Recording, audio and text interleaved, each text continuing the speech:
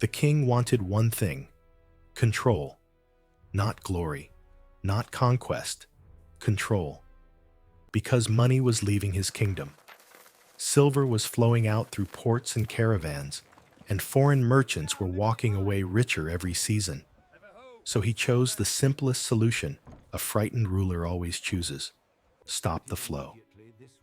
He announced a trade ban: no foreign ships, no exports without permission, no merchants buying strategic goods, no gold leaving the kingdom.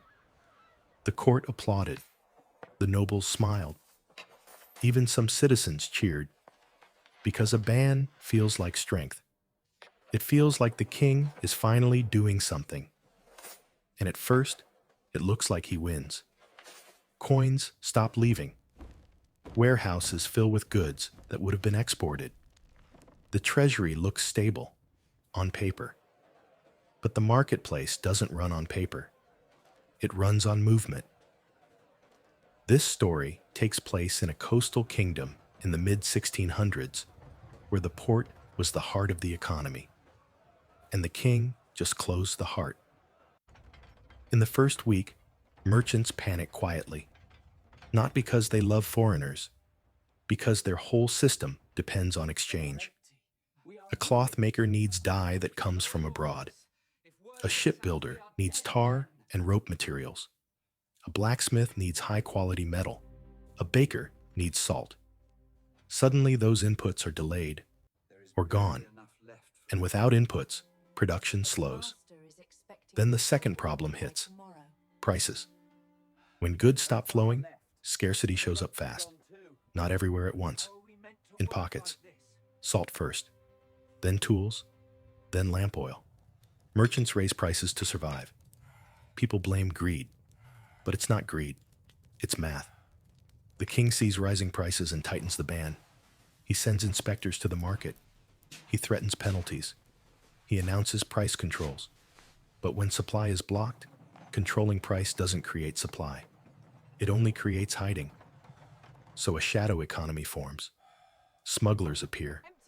Not criminals with evil faces, ordinary sailors, port workers, farmers, people trying to keep life functioning. And once smuggling becomes profitable, trade doesn't stop. It just stops being legal. The king has accidentally created a new industry: risk. And risk makes everything more expensive, because every smuggled shipment now includes bribes, guards, secret routes, lost cargo, and fear, all added to the price. Then something worse happens. Foreign merchants don't just disappear. They adapt. They reroute. They build new trade paths around the kingdom. New ports, new partners, new cities that welcome them.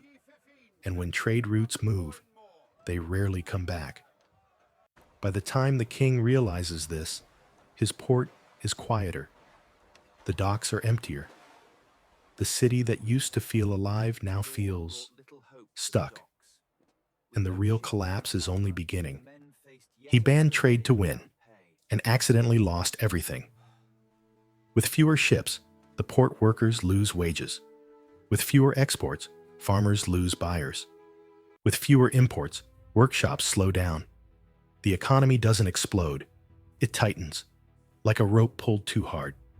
The king expected the treasury to grow. But the opposite happens, because trade was not just profit. Trade was tax. Every ship docking paid fees. Every caravan paid tolls. Every market transaction fed the crown. When trade moves underground, tax revenue vanishes. So the king raises taxes on the people who can't escape: farmers, shopkeepers, craft workers. That creates anger, and anger creates less cooperation. Now the ban starts causing political damage. Merchants who once supported the crown begin funding opposition quietly. Nobles who once praised the king start protecting their own wealth instead of the kingdom. Then the crisis turns personal. The army needs supplies: metal, cloth, medicine, salt, horseshoes. Those supplies used to come through the trade network. Now the network is broken. So the king pays more for worse goods, and soldiers notice first. Not because of ideology, because their boots tear, their food shrinks, their weapons dull.